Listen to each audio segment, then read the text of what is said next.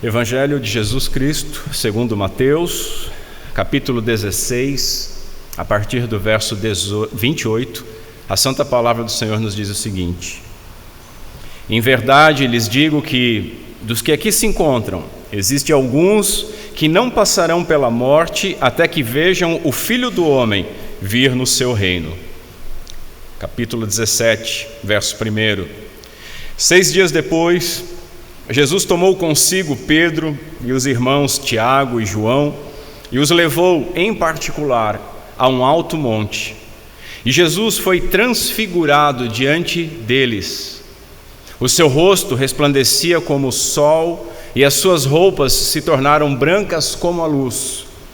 E eis que lhes apareceram Moisés e Elias falando com Jesus. Então Pedro, tomando a palavra, disse a Jesus: Senhor, bom é estarmos aqui.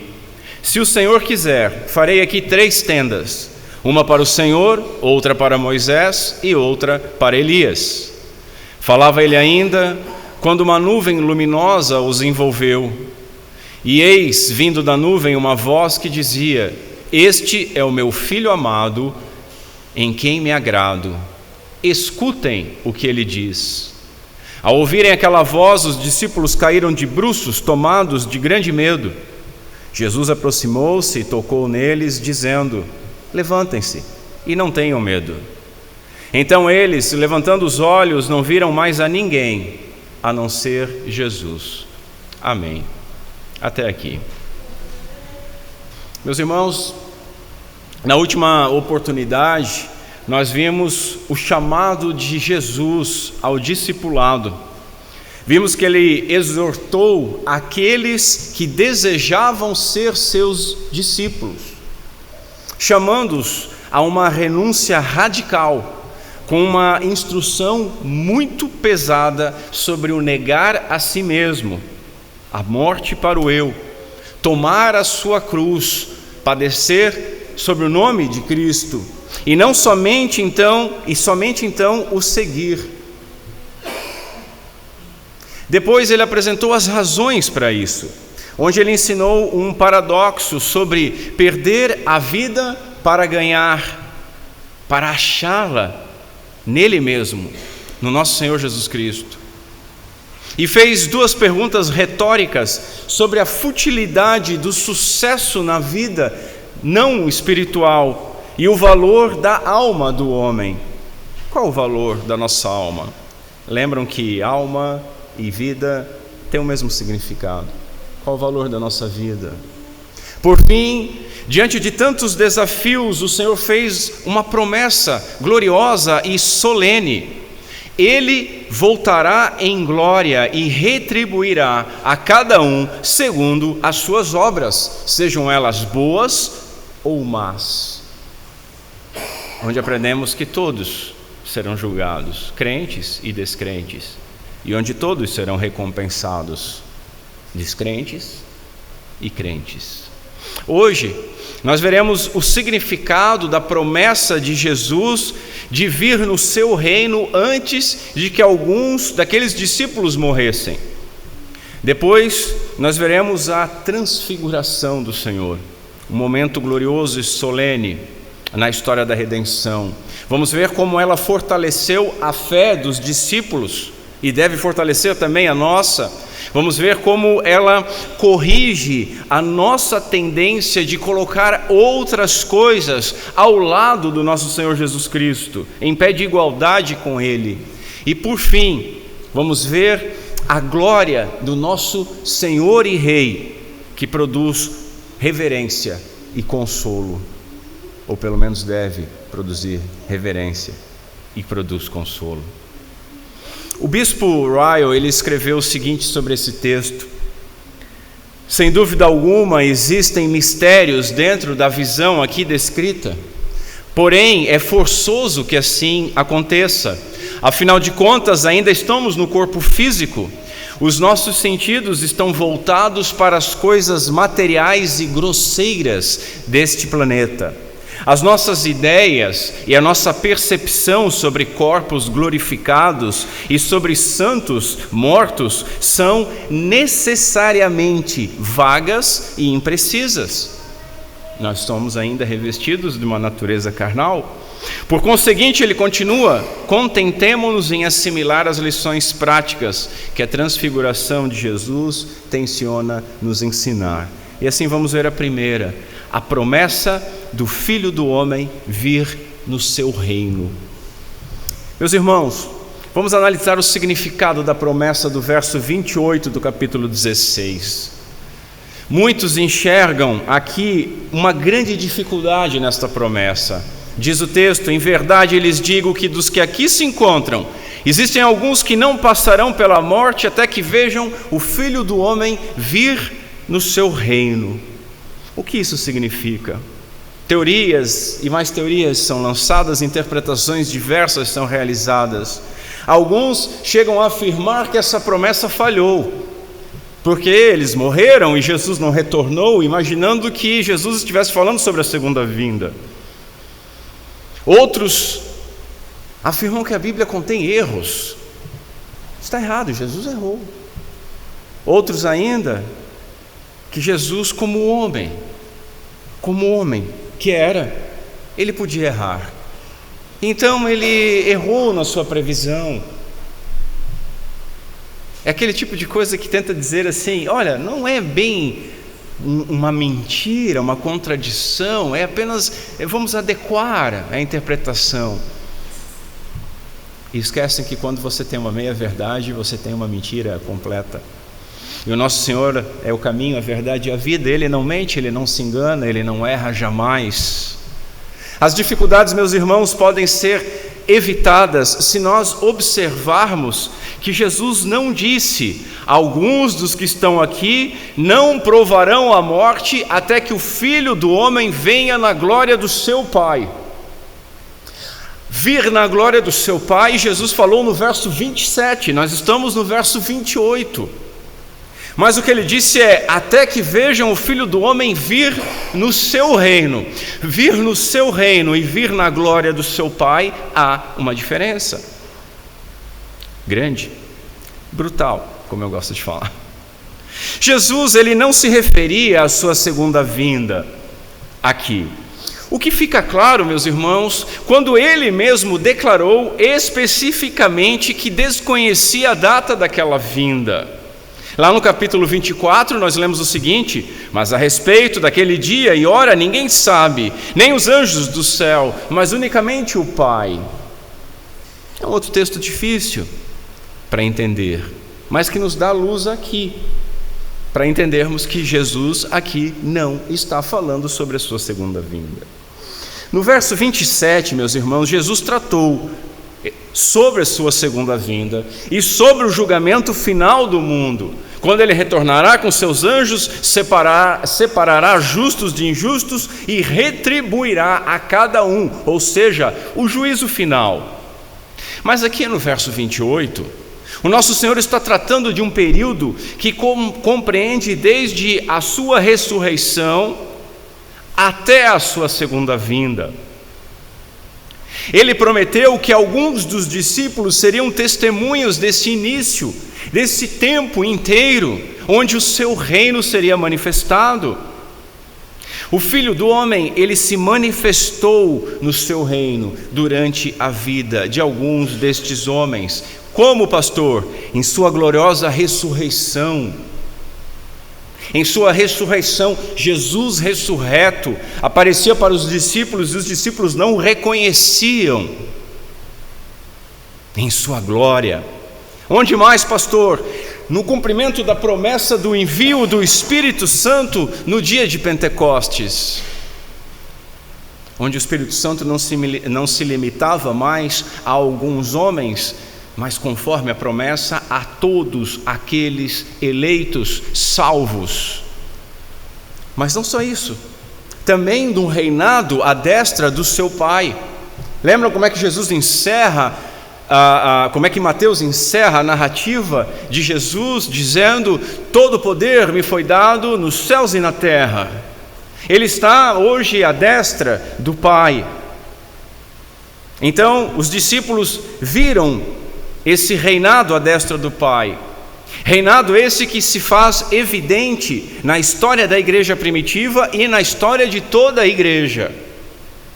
O nosso Senhor reina hoje. Após a sua ressurreição, Jesus começou a exercer domínio sobre céus e terra, sendo uma das manifestações do seu reino a rápida expansão do Evangelho, sendo proclamado por quem? Embaixadores do reino, tomando posse daquilo que é seu por direito, conquistados pelo seu sangue e seu sacrifício, que está sendo expansivamente, continuadamente, progressivamente expandido.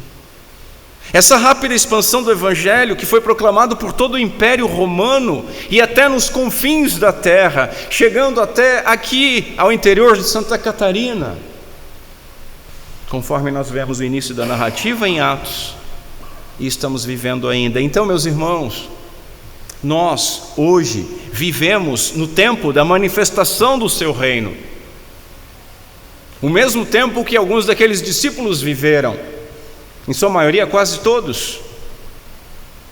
Judas não, Tiago foi logo martirizado, mas os demais viram, e nós participamos desse mesmo tempo, e aguardamos a consumação deste reino, quando Jesus vier em glória, com seus santos anjos, com os santos eleitos que já morreram, mas estão com Ele vivos, e virá julgar então vivos e mortos. Aqui, nesse texto, meus irmãos, nós temos o cumprimento parcial desta promessa. Portanto, a exaltação de Jesus, começando com a ressurreição, indo até a sua segunda vinda, ela foi prefigurada aqui na transfiguração, na sua transfiguração, neste evento glorioso. O verso 28, então, ele deve ser lido com os versos seguintes, com o capítulo 17, verso 1, que diz: 6 dias depois, Jesus tomou consigo Pedro e os irmãos, Tiago e João, e os levou em particular a um alto monte, e Jesus foi transfigurado diante deles. Pastor, a gente leu na liturgia Lucas escrevendo que em cerca de 8 dias, e aqui Mateus está falando 6 dias depois. Há de novo contradição na escritura? Não, português, vamos lá, cerca de 6 dias não está dando exatidão de dias, cerca de 8 dias, perdão. Lucas pode muito bem ter contado o dia em que Jesus falou isso e o dia da transfiguração, enquanto Mateus e Marcos só o intervalo entre esses 2 dias. As pessoas gostam de procurar pelo em ovo e contradições na palavra de Deus, mas ela é inerrante porque é fruto da inspiração do Espírito Santo de Deus. Nós não devemos ter vergonha dela. Na sua transfiguração, então, foi prefigurado esse momento de glória. Contudo, é errado afirmar que a promessa do verso 28, ela se cumpriu totalmente. E meus irmãos, aqui diante da igreja eu peço perdão porque eu já falei algo nesse sentido. E muitos comentaristas, não estou sozinho não, mas muitos comentaristas e bons homens de Deus dizem, para explicar que Jesus não estava falando da segunda vinda, que a transfiguração de Jesus, em capítulo 17, verso 1, é o cumprimento da promessa do capítulo 16, verso 28. Não é o cumprimento literal. É uma prefiguração. Uma prefiguração. Nessa transfiguração, Pedro, Tiago e João, eles apenas contemplaram antecipadamente a glória do reino. Algo como apenas um antegozo, uma prelibação da segunda vinda, quando todos verão o Senhor vindo em poder e glória. Todos verão. A palavra de Deus diz que todos os olhos verão. Em segundo lugar, vejamos que a transfiguração fortaleceu a fé dos discípulos, porque a transfiguração revelou a glória do Rei. Verso 2: e Jesus foi transfigurado diante deles, e o seu rosto resplandecia como o sol, e as suas roupas se tornaram brancas como a luz.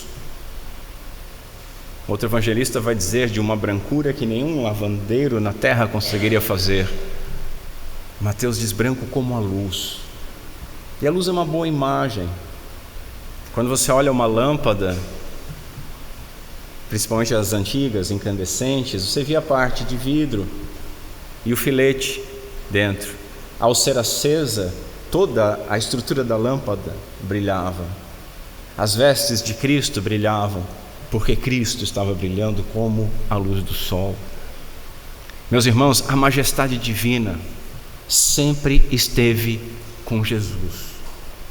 Quando nós entendemos que Jesus se esvaziou de sua glória, muitas vezes nós imaginamos Jesus como um mero mortal, como se tivesse aberto mão da sua divindade por um tempo.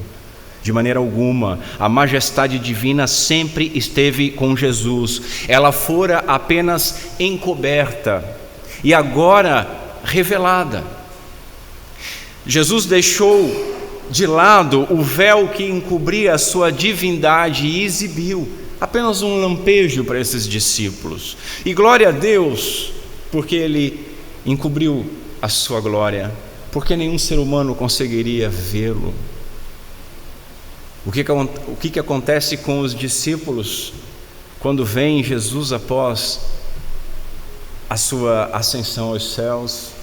Eles caem tomados de medo, eles caem como mortos. Nós não temos estrutura para isso. Ele se cobriu com um véu de carne, mas aqui ele levantou um pouco a cortina da sua glória. A glória que era sua antes de o mundo começar, antes da encarnação, e que seria sua novamente após a ressurreição, ela foi momentaneamente visível àqueles discípulos. Que inveja! Que momento maravilhoso deve ter sido!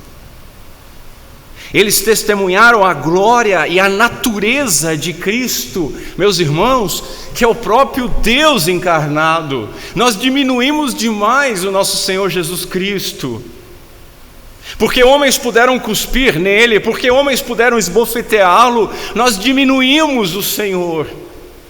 E esquecemos que diante de Pilatos arrogante, dizendo, eu tenho poder sobre a sua vida, Jesus olha com toda ternura, e com toda a hombridade, e com toda a sua divindade encoberta sobre sua carne, e diz, autoridade alguma teria sobre mim, se do alto não tivesse sido dada.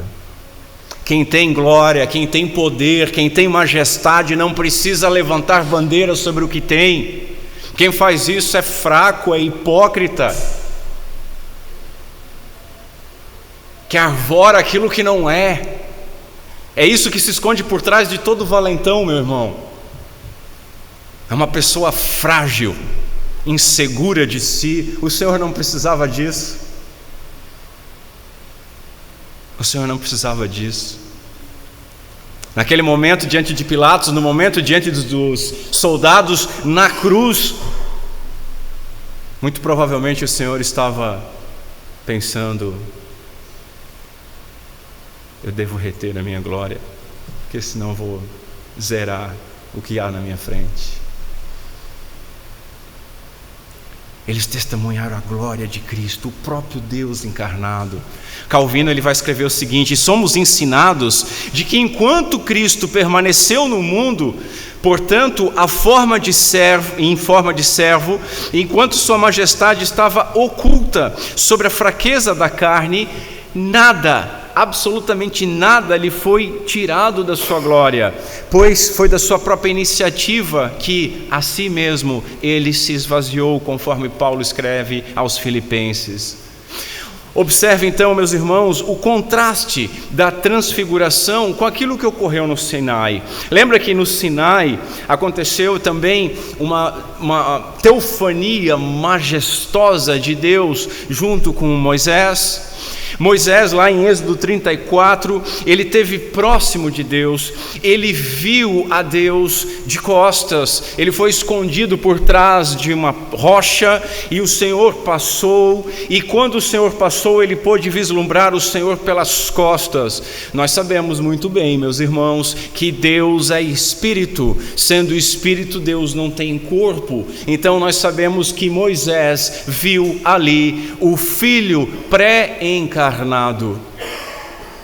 A glória de Cristo Jesus foi o que Moisés viu. E o que aconteceu com Moisés? Moisés desce do monte e sua face está brilhando, refletindo a glória divina, o suficiente para assustar o povo de Israel, que pediu para ele cobrir com um véu a sua face. Ele brilhava. Só que na transfiguração, meus irmãos, o rosto de Cristo brilhou, não com uma glória refletida, não com uma glória tomada de empréstimo, mas com uma glória semelhante aos raios do sol. A lua tem uma glória majestosa, principalmente numa lua cheia, que chega a clarear os nossos lares, mas a glória da lua é emprestada do sol, porque a lua não tem luz, ela só está refletindo a luz do sol. Moisés apenas refletiu a luz de Cristo, e aqui Cristo, o sol da justiça, estava brilhando diante dos discípulos. A fonte daquele brilho era o próprio Senhor Jesus Cristo, que Hebreus descreveu, como nós lemos, como o resplendor da glória de Deus. Pai, disse um apóstolo, Jesus, mostra-nos o Pai, isso nos basta. E Jesus diz: tanto tempo eu estou aqui com vocês ainda estão pedindo para mostrar a glória. Cristo é o resplendor da glória, encoberta pelo véu da carne, mas nesse momento a luz brilhou. Meus irmãos, os discípulos não se recuperaram disso. João, quando vai escrever o seu evangelho, inspirado pelo Espírito Santo, ele diz: e o Verbo se fez carne e habitou entre nós, cheio de graça e de verdade, e vimos a sua glória. E vimos a sua glória, a glória como a do unigênito do Pai. Pedro também não se recuperou, e Pedro, quando vai escrever a sua segunda carta, ele diz: porque não lhes demos a conhecer o poder da vinda do nosso Senhor Jesus Cristo, seguindo fábulas engenhosamente inventadas, mas nós mesmos fomos testemunhas oculares da sua majestade. Passados muitos anos, esses homens não se recuperaram daquilo que viram. Mateus, ele comparou o brilho de Jesus com a luz do sol. Meus irmãos, um simples olhar para o sol pode nos cegar.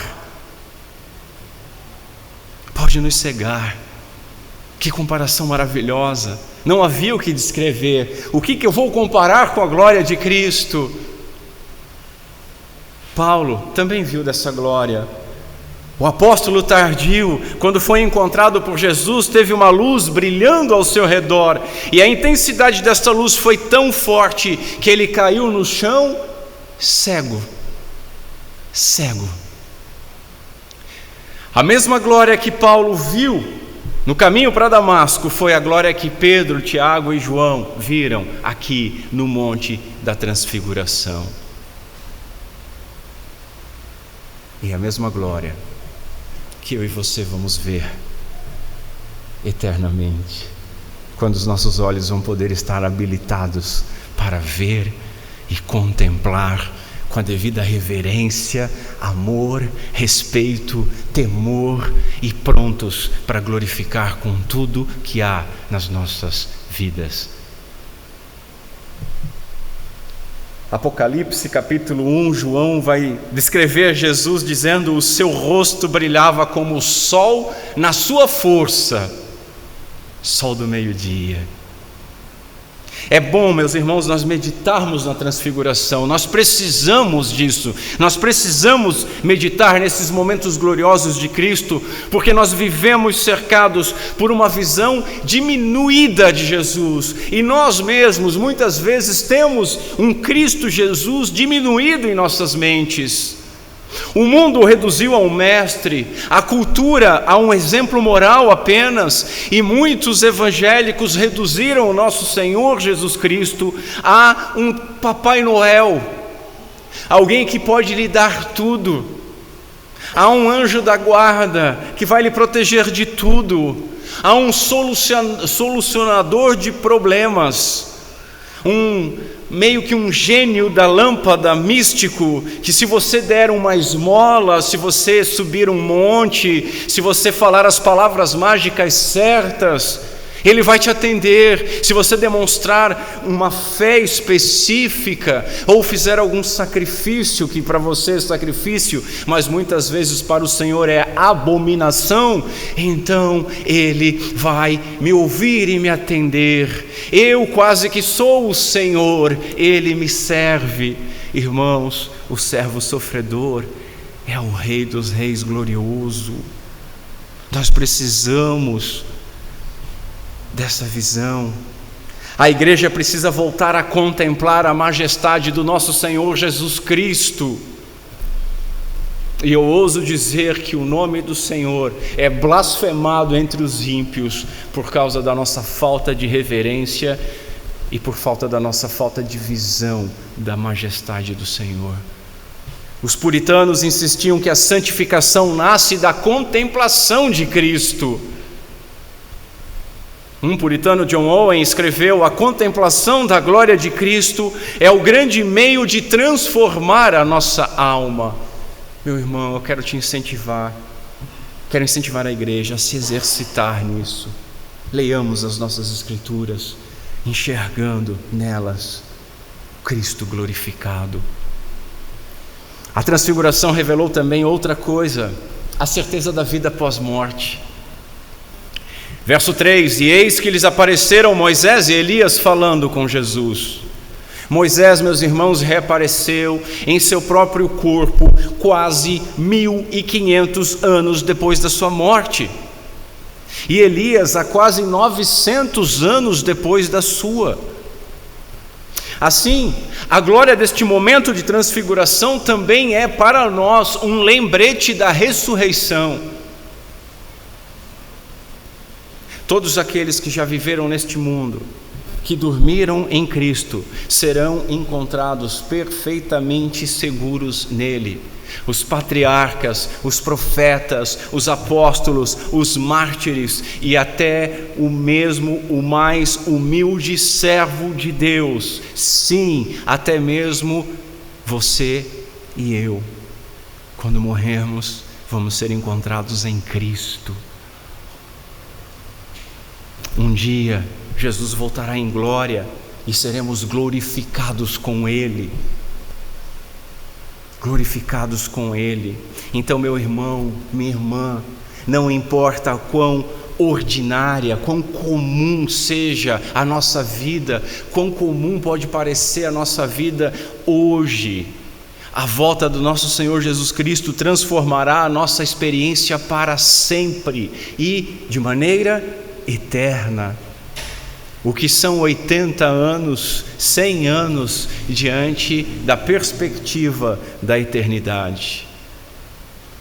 Embora atualmente estejamos separados dos apóstolos e profetas, embora atualmente estejamos separados de muitos dos nossos queridos, nossos familiares, nossos amigos, talvez cônjuges, filhos, que foram já levados pela morte, estamos separados deles, lamentamos por eles, mas devemos compreender que todos eles estão bem vivos diante do Senhor. Lucas registra Jesus dizendo: Deus não é Deus de mortos e sim de vivos, porque para Ele todos vivem. Todos vivem. Os espíritos dos nossos queridos estão vivos tanto quanto nós mesmos estamos vivos, e aparecerão de novo em corpos glorificados, assim como nós apareceremos em corpos glorificados quando formos ressuscitados. Assim, meus irmãos, nós aprendemos algumas coisas. Primeira, que não existe tal coisa como aniquilamento de almas. Existem protestantes que defendem isso. A nossa vida é aqui, acabou, acabou. Deus não vai condenar alguns para o inferno eternamente. Acabou. Não, toda alma é eterna.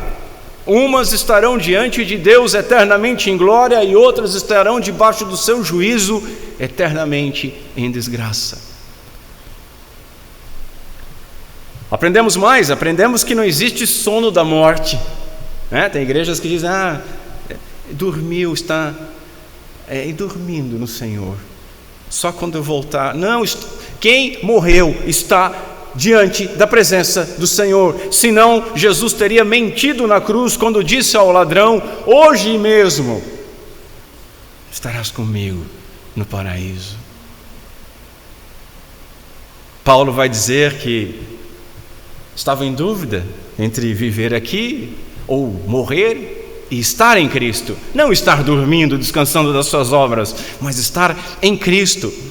Aprendemos também que se enganam aqueles que negam a existência consciente e bendita do povo de Deus depois da morte, ou que na glória eterna nós não reconheceremos uns aos outros e não nos lembraremos do que fizemos aqui nesta vida. Já pensou que patético que seria isso? Passa Jesus Cristo, alguém cutuca: quem é esse que brilha mais do que todos os outros? Ele diz: é o Salvador. Salvador de quê? Não, nós vamos olhar para ele sabendo: eu merecia estar lá embaixo, mas ele me trouxe aqui. É por graça, é por glória. Nós vamos lembrar dos nossos queridos, nós vamos lembrar do que fizemos e deixamos de fazer. Moisés e Elias não perderam a sua identidade aqui, e também as suas memórias não foram apagadas, eles sabiam muito bem quem eram. Em terceiro lugar, vemos que a transfiguração revelou a glória que nós teremos. O fato de Jesus ter se transfigurado diante deles, diante dos seus discípulos, sugere que isto aconteceu em grande parte por causa deles e, logicamente, para a nossa edificação. A transfiguração foi também um vislumbre da glória dos novos céus e nova terra, meus irmãos. Não só de Cristo Jesus, mas dos novos céus e nova terra, onde habitaremos eternamente com Jesus, glorificados como Ele é glorificado. Aquele rosto glorioso do Senhor, que resplandecia como o sol, aquelas vestes que se tornaram brancas como a luz, elas tinham a finalidade de proporcionar uma ideia da majestade com a qual o Senhor aparecerá neste mundo quando retornar, juntamente com os seus santos. Juntamente com os seus santos. Nós vamos desfrutar em nós mesmos desta glória, em nossos corpos. João vai escrever: ainda não se manifestou o que havemos de ser. Mas glória a Deus, sabemos que quando Ele se manifestar, seremos o que, diz João? Parecidos? Semelhantes a Ele, porque havemos de vê-lo como Ele é. Havemos de vê-lo como Ele é e seremos semelhantes a Ele. Dessa forma, meus irmãos, a transfiguração, ela encorajava os apóstolos e ela encoraja a todos nós, a cada um de nós, nos dando um vislumbre das coisas excelentes que ainda estão por vir. Hoje nós carregamos em nossos corpos dores, limitações, doenças. Hoje, tirando a imagem de Deus que não foi perdida completamente, não há nada de muito belo em ser visto. Vemos mulheres belas, mas como diz Provérbios, vulgares e são como uma joia num focinho de porco. Vemos a nossa beleza indo embora com o tempo rapidamente. Vemos o desgaste da nossa força física. Vemos a dependência que começa a surgir. Carregamos dores, limitações. A realidade dessa glória futura e eterna é o que nos anima e é o que dá sentido à exortação que Jesus havia feito nos versos 24 e 25 do capítulo 16 a respeito do autossacrifício. Vale a pena o autossacrifício. Vale a pena negar a nós mesmos e carregar a nossa cruz. Terceiro lugar, vejamos que a glória do Rei corrige a nossa tendência de colocar outras coisas ao lado de Jesus. Meus irmãos, nós aprendemos aqui que toda a Escritura aponta para Cristo. Verso 3: E eis que lhe apareceram Moisés e Elias falando com Jesus. Elias era esperado, o profeta esperado que precederia o Messias. Moisés, o mediador da antiga aliança. E o mediador da antiga aliança encontrou aqui Jesus Cristo, o mediador da nova aliança. E aqui duas curiosidades muito interessantes. Observe que Moisés, ele não foi autorizado a entrar na terra prometida. Lembram? Ele pediu, o Senhor disse, não fala mais sobre isso. Suba no monte, olhe, você vai contemplar, mas você não vai entrar. Mas agora ele pôde entrar. Agora ele pôde entrar na terra prometida. Mas tem mais. Lembra que nós falamos de Êxodo? Ele pediu para ver a glória do Senhor. E lá o Senhor disse, eu vou fazer passar e você vai ver as costas. E o Senhor se revela ali como terei misericórdia de quem quiser ter misericórdia. Yahvé, o Deus misericordioso, Cristo Jesus. Passados 1500 anos, quanto tempo faz que você está orando por alguma coisa? Você acha que Deus não ouve? Deus não ouve a minha oração. Deus não está me ouvindo. Ele não está entendendo, não está enxergando a minha angústia, a minha dor. Moisés esperou 1500 anos para ter a sua oração respondida, porque viu Cristo Jesus com um vislumbre do Cristo que retornará em glória. Observe também que Moisés e Elias, eles não vieram conversar com os apóstolos, eles vieram conversar com Jesus. Mas sobre o que eles falavam? Nós lemos em Lucas o assunto. Falavam da morte de Jesus, da partida de Jesus, é o termo no grego, o êxodos de Jesus, que ele deveria cumprir em Jerusalém. Eles estavam discutindo a iminente morte redentora de Jesus, animando, quem sabe, Jesus. E era importante não só o ânimo ao nosso Senhor Jesus Cristo, era importante também que os discípulos ouvissem Moisés e Elias falando com Jesus sobre a sua morte. Primeiro porque eles ainda imaginavam que Jesus poderia ser poupado da morte. Mesmo depois disso, ainda Pedro tenta na espada fazer com que Jesus não seja capturado. Eles aprenderam, e nós aprendemos também, que era somente por meio da morte que Jesus poderia entrar na sua glória. E aprendemos também que todo o Antigo Testamento apontava para isso, porque Moisés, meus irmãos, aqui representa a lei, e Elias, o maior dos profetas, representa os profetas, e Cristo cumpriu ambos. Disse ele no Sermão do Monte, não pensem que eu vim revogar a lei ou os profetas, eu não vim revogar, mas eu vim cumprir a lei e os profetas. Dessa maneira, se esclareceu para os discípulos a unidade da antiga e da nova aliança, a continuidade da antiga e da nova aliança. A lei e os profetas testificavam de Cristo que veio na nova aliança. Aprendemos assim, meus irmãos, que toda a Escritura aponta para Cristo.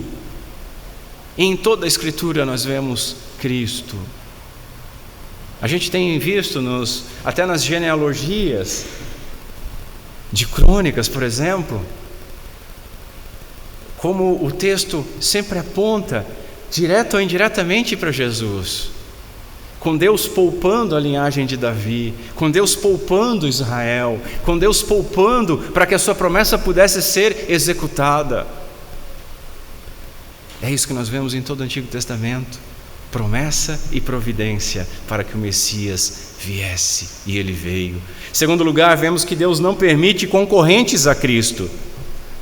Verso 4, então Pedro, sempre Pedro, né? Então Pedro, tomando a palavra, disse a Jesus: Senhor, é bom estarmos aqui. Se o Senhor quiser, farei aqui 3 tendas. Uma para o Senhor, outra para Moisés, outra para Elias. Irmãos, eu nem vou entrar na questão de que ficar no monte é covardia. Eu vou deixar isso para um outro momento. Nós muitas vezes gostamos de estar na presença de Cristo no monte. Pedro ficou assustado com isso, Pedro ficou entusiasmado com isso, e ele disse: é bom estarmos aqui. Talvez ele queria prolongar este momento. Muitas vezes nós queremos prolongar os nossos momentos diante de Cristo com os irmãos na igreja, ou num evento, num retiro, ou numa conferência. Existem irmãos até que não vivem mais nem de igreja e vivem só de conferência. Onde tiver uma conferência ele está gastando seu dinheiro indo para a conferência, e ele diz que está seguindo o Senhor, mas a igreja ele não vai, dificilmente ele vai, e essa igreja acaba não vendo nem o seu filho, nem o seu membro, nem a oferta deste membro, porque ele está sempre ocupado em alguma coisa. As pessoas gostam do monte, mas irmãos, nós precisamos descer do monte. E quando, adiantando o que a gente vai ver para frente, quando os discípulos descem do monte, eles encontram um caos lá embaixo. Encontram um menino endemoniado, os discípulos com falta de fé, um caos. É essa a nossa vida. Nós saímos da presença do Senhor gloriosa, porque nunca saímos da presença dele, para enfrentarmos o nosso dia a dia. Mas o ponto aqui que eu quero chamar a atenção é que Pedro, talvez ele quisesse prolongar aquela experiência, mas note que ele quis honrar as 3 figuras eminentes. Ele não disse de fazer uma tenda para ele, João e Tiago. Farei 3 tendas, uma para o Senhor, outra para Moisés e outra para Elias. Sua pergunta, ela não recebeu a resposta de Jesus. A sua pergunta foi respondida diretamente pelo Pai. Verso 5, falava ele ainda quando uma nuvem luminosa, irmãos, não é uma nuvem, é uma nuvem luminosa. Quando uma nuvem luminosa os envolveu, e eis vindo da nuvem uma voz que dizia: este é o meu filho amado, em quem me agrado, escutem o que ele diz. No Antigo Testamento, a presença de Deus muitas vezes era revelada por uma nuvem. Ele apareceu em uma nuvem sobre o Sinai, quando deu a lei. Ele apareceu depois a Moisés, em Êxodo 34, em Números 11 também tem esse registro. Ele apareceu como uma nuvem na inauguração, podemos dizer assim, do tabernáculo. Depois também na inauguração do templo, o consagrando de tal modo que os sacerdotes não podiam ministrar.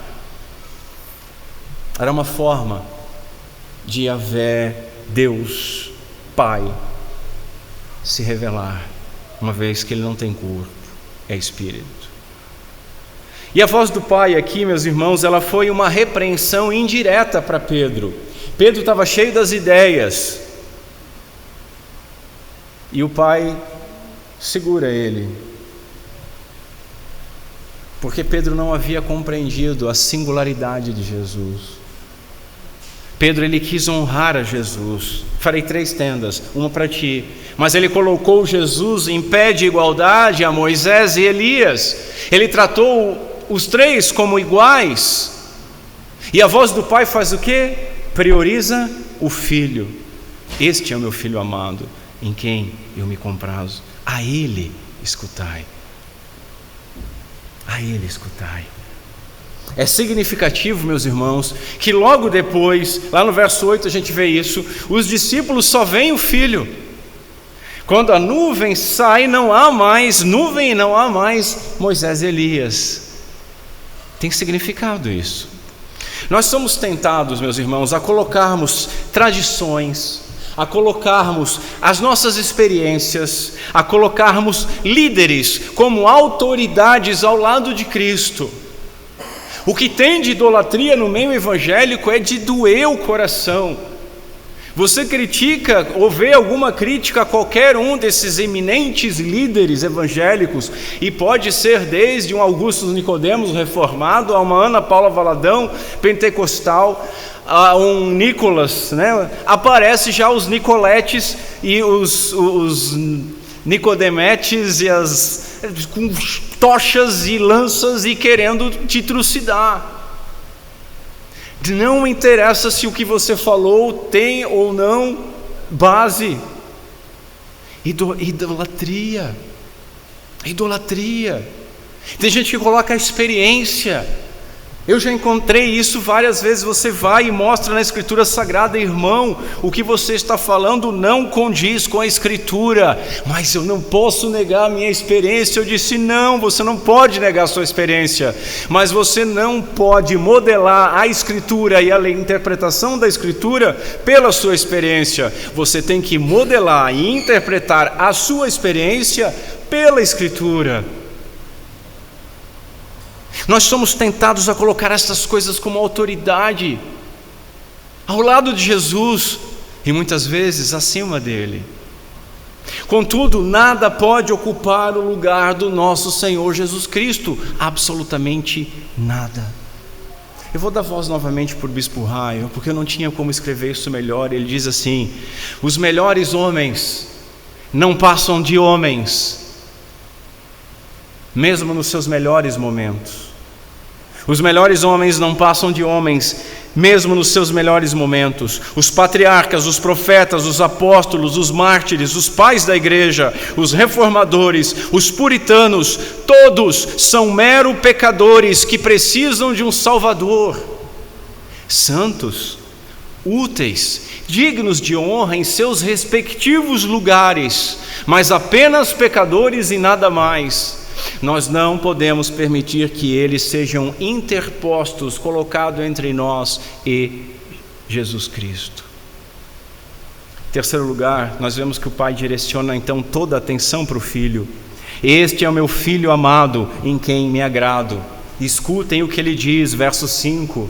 Note, o Pai não disse: ouçam Moisés, nem ouçam Elias, mas ele diz: ouçam Jesus.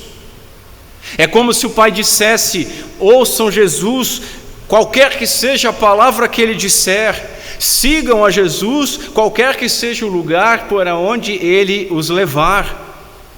Toda autoridade converge para Cristo. Ele é o único caminho para Deus e para a salvação. Essas palavras do Pai são uma alusão a Deuteronômio 18, quando Moisés profetizou o seguinte: Yahvé, seu Deus, fará com que do meio de vocês, do meio dos seus irmãos, se levante um profeta semelhante a mim. A ele vocês devem ouvir. A ele vocês devem ouvir.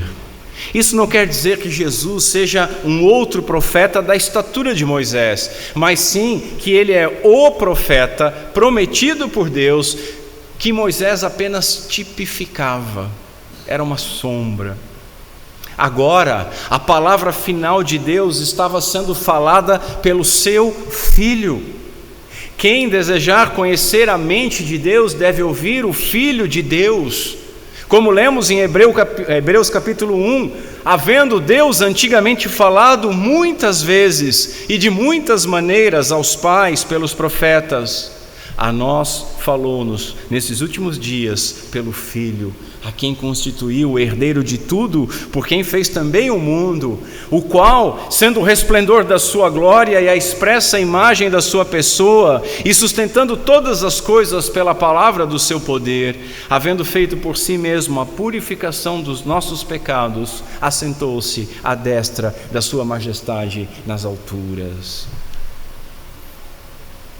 Em quarto lugar, vemos que o Pai ama e se agrada do Filho. Vindo na nuvem, uma voz que dizia: este é o meu Filho amado, em quem eu me agrado. Verso 5. Um puritano escreveu assim: Moisés e Elias foram grandes homens e muito queridos no céu, mas ainda assim não passaram de servos. E escute bem, e servos de quem Deus nem sempre se agradou.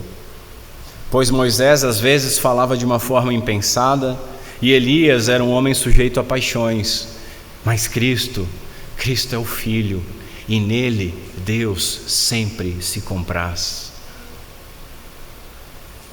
É por isso que nós somos aceitos pelo Pai, porque estamos no Filho, unidos a Cristo. O ponto culminante da revelação bíblica, meus irmãos, é Jesus Cristo, o Filho e o servo que Deus ama e em quem Ele se agrada. O Pai repetiu aqui as palavras que já havia proclamado no batismo de Jesus. Nós vimos lá no capítulo 3 de Mateus. Ele reafirmou a identidade única do Filho e o seu relacionamento especial com Ele.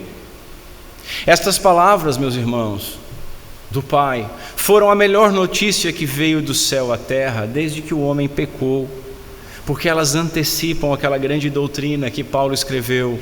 Deus estava em Cristo reconciliando consigo mesmo o mundo, não levando em conta os pecados dos homens. Contudo, nós temos um alerta solene aqui. Deus condenará e destruirá o pecado onde quer que ele seja encontrado. Cristo Jesus, o seu Filho amado, em quem ele se compraz, Deus Pai o feriu e o moeu quando os nossos pecados estavam sobre ele.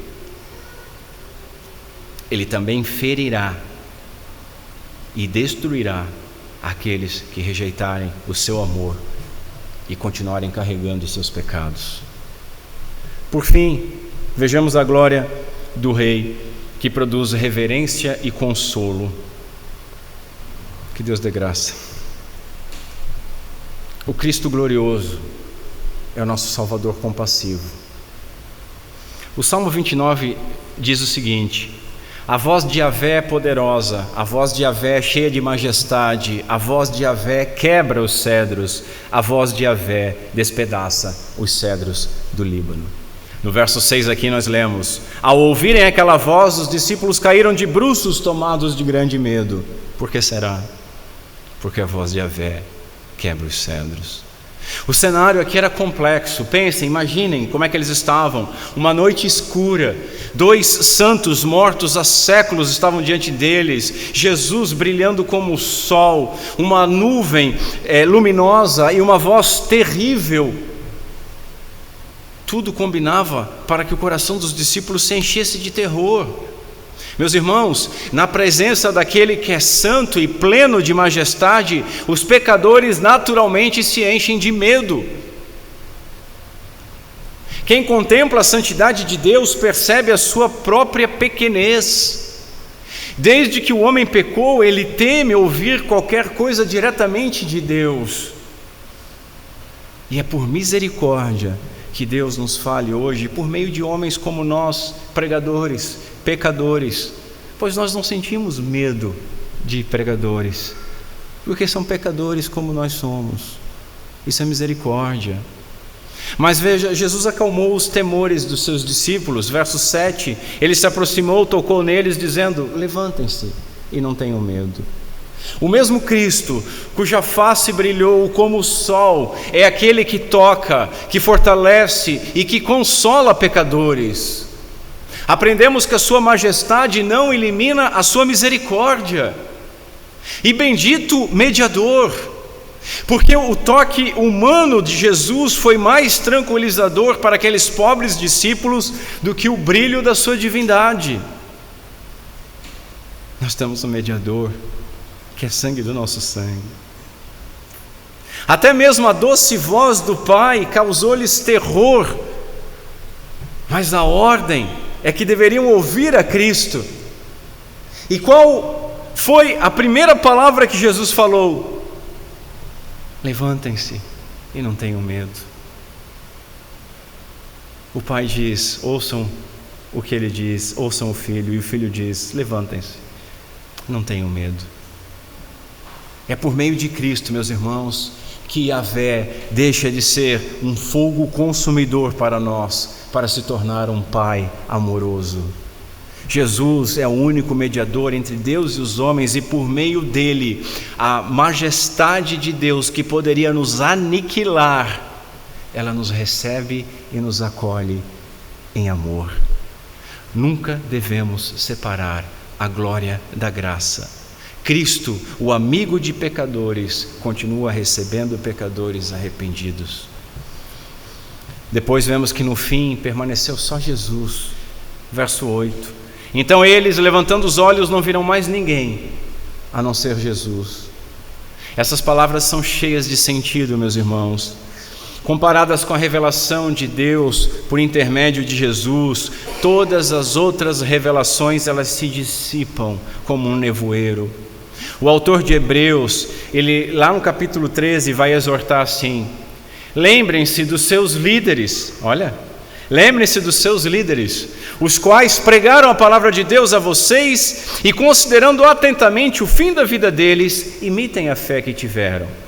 Contudo, o autor continua: Jesus Cristo é o mesmo ontem, hoje e para sempre. Ou seja, os líderes, os pregadores, eles desaparecerão, eles vão embora, eles morrem, mas Jesus não desaparece, Jesus não muda, Jesus permanece, conforme Ele mesmo prometeu: eis que estou convosco todos os dias até o fim dos tempos. Observe, meus irmãos, que Jesus, Ele fica conosco quando tudo mais desaparece. Moisés desapareceu, Elias desapareceu, os próprios raios da glória de Cristo, a luz de Cristo desapareceu ou estavam ocultos novamente, a nuvem desapareceu, mas Jesus Cristo permaneceu. Isso aponta para a sua supremacia absoluta sobre todas as coisas e a sua singularidade como único Salvador.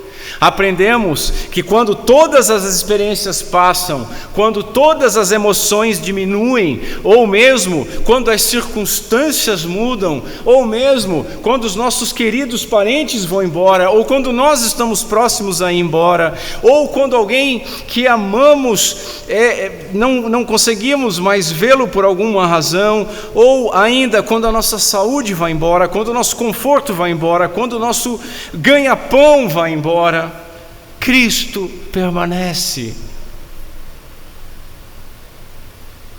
Cristo permanece. E como escreveu um puritano: se tenho a Cristo, eu possuo mais do que o suficiente. Como Paulo escreveu: porque nele habita corporalmente toda a plenitude da divindade, e estáis perfeitos nele, que é o cabeça de todo principado e potestade. Meus irmãos, será que nós temos, de fato, esse Cristo conosco? A glória que antecedeu, paralelamente à vergonha, é a última coisa que eu quero falar antes das aplicações. A glória que antecedeu, de maneira paralela, à vergonha. Eu não vou me demorar nesse ponto, mas veja, os nossos símbolos de fé afirmam que Cristo veio primeiro, na sua primeira vinda, num estado de humilhação, no seu ministério terreno, e depois da sua ressurreição, ele está num estado de exaltação. Breve Catecismo, pergunta 27 e 28.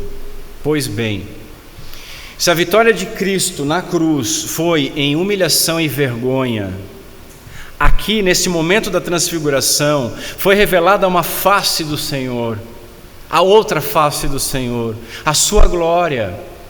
A outra face como numa moeda, onde nós vemos a humilhação de um lado e a glória do outro, e que é inseparável, e diria eu que é a sustentadora, essa glória da transfiguração que sustentou o Cristo na humilhação da cruz. Observe, aqui, nesse texto sobre um monte, Jesus foi revelado em glória. Lá, na colina do Calvário, Jesus foi revelado em vergonha. Aqui o seu rosto brilhava como o sol.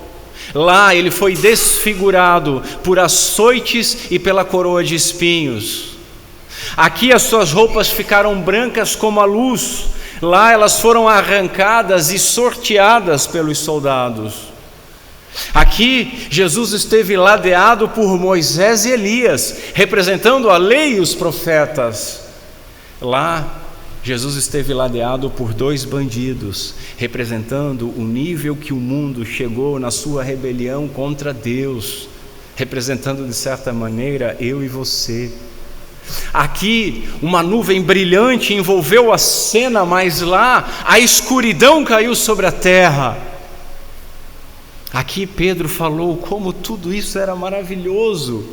Lá Pedro se escondeu, envergonhado, depois de negar Jesus. Aqui a voz de Deus declarou que Jesus era o seu Filho amado. Mas lá o seu Filho amado, nosso Senhor Jesus Cristo, bradou: Deus meu, por que me desamparaste? Nós temos a glória e a vergonha caminhando em paralelo. Concluímos assim que a glória de Jesus antecedeu, preparou e formava um paralelo com a sua vergonha na cruz. E meus irmãos, então, que os nossos olhos estejam sempre no nosso Redentor glorificado, no autor e consumador da nossa fé, exaltado à destra do Pai hoje. Esta visão da glória de Cristo sustentou a fidelidade desses 3 discípulos até o fim. E esta mesma glória deve sustentar a nossa fidelidade até o fim. A contemplação de Cristo glorificado nos capacita a carregar as nossas cruzes, perseverar em meio às provações e viver para a glória de Deus. Portanto, quanto mais contemplarmos a glória de Cristo revelada nas Escrituras Sagradas, mais nós seremos transformados à imagem de Cristo, fortalecidos para o sofrimento, convencidos de que somente Ele deve ser ouvido, seguido e adorado. Seguido, ouvido e adorado. Amém. Irmãos, nós fizemos inúmeras aplicações práticas ao longo da exposição, de modo que eu farei apenas algumas exortações aqui a uma resposta adequada àquilo que nós aprendemos. Em primeiro lugar, nós devemos reconhecer Jesus como a revelação suprema de Deus e nos submetermos inteiramente à sua palavra. Inteiramente à sua palavra. Toda a Escritura conduz a Cristo e encontra em Cristo o seu pleno cumprimento. Assim, nós devemos contemplar a glória de Cristo diariamente na leitura das Escrituras. A nossa fé enfraquece quando nós deixamos de olhar para Ele. Mas Paulo diz: agora, sem lei, a justiça de Deus se manifestou, sendo testemunhada pela lei e pelos profetas. É a justiça de Deus mediante a fé em Jesus Cristo. Essa fé é enriquecida quando nós lemos as Sagradas Escrituras. Segunda aplicação, nós devemos ouvir a voz de Cristo acima de qualquer outra voz. A nossa geração é saturada de muitas vozes e muitas opiniões. É muito eu acho, é no jornal, eu acho. Você vê alguma coisa na internet, está lá os comentários, eu acho isso, eu acho aquilo. Você vai falar com as pessoas acham, e nós mesmos achamos muita coisa. Nós não devemos ouvir o mundo. Não devemos ouvir os nossos parentes, não devemos ouvir os nossos pastores ou amigos, não devemos ouvir nem mesmo a voz dos nossos corações, caso alguma destas vozes contrarie a voz do bom pastor revelada nas Escrituras. A sua palavra é a única regra de fé e prática, é mais preciosa do que o ouro e é a lâmpada necessária para nos guiar deste mundo tenebroso até a Jerusalém celestial. Terceira aplicação: a glória da transfiguração confirmou a divindade e a majestade de Cristo e reafirmou que Ele é o Filho amado de Deus Pai. O temor reverente diante da santidade de Deus deve ser acompanhado pela confiança em Cristo. Em Cristo, Jesus é o Emanuel, Jesus é o Deus conosco, Jesus é Deus homem e Deus eterno, o mediador da aliança entre Deus e os homens. De tal maneira, meus irmãos, que nós, estando nele, somos reconciliados com o Pai, e a sua glória e majestade não devem mais nos atemorizar. Devem sim despertar temor e reverência, mas jamais medo. Porque, como diz João, no amor não existe medo. Pelo contrário, o perfeito amor lança fora o medo. Por quê? Porque o medo envolve castigo, e quem teme não é aperfeiçoado no amor. O nosso castigo já foi levado, já foi pago. Quarta aplicação: devemos fazer de Cristo o centro da nossa vida. Assim como os discípulos viram somente Jesus, a nossa fé deve permanecer centrada exclusivamente em Jesus, não em homens, não em placa de igreja, não em tradição, não em mover, não em teólogo, nada. Charles Spurgeon vai dizer assim: que Cristo preencha todo o campo de nossa visão e que possamos ver unicamente a Jesus. Ele é suficiente, meus irmãos, somente Cristo. Última aplicação: a glória da transfiguração antecedeu a vergonha da cruz. Isso nos ensina que os sofrimentos do crente não são a última palavra. Aquilo que você está sofrendo, meu irmão, minha irmã, não é a última palavra. Aquilo que você vai sofrer, que você ainda nem imagina o quão difícil vai ser, eu espero que o Espírito Santo naquele momento te lembre disso. Não é a última palavra. Nós devemos enfrentar as aflições, nos lembrando da glória futura que o Senhor nos prometeu. A transfiguração não foi apenas uma demonstração da divindade de Cristo, mas foi um fortalecimento da fé dos discípulos antes dos dias de sofrimento. E neste momento glorioso, nós encontramos a certeza da ressurreição dos mortos, e encontramos também um vislumbre da glória que os nossos corpos terão quando revestidos de incorruptibilidade e imortalidade. Por isso, diz Paulo, não desanimamos. Pelo contrário, mesmo que o nosso exterior se desgaste, o nosso interior se renova dia a dia, porque a nossa leve e momentânea tribulação produz para nós um eterno peso de glória, acima de toda comparação. Acima de toda comparação. E que Deus Pai seja misericordioso conosco, por meio de Cristo Jesus.